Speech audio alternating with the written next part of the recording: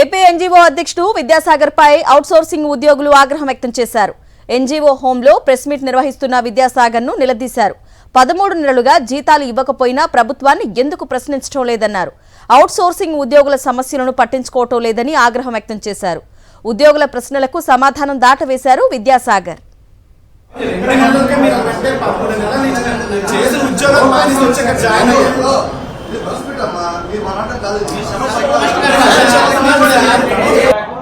సంఘం దృష్టి తీసుకురావడం జరిగింది.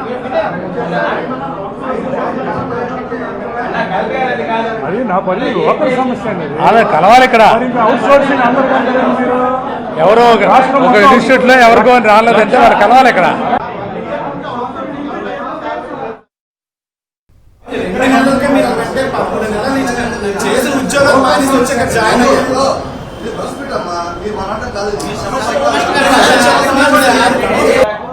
సంఘం దృష్టి తీసుకురావడం జరిగింది.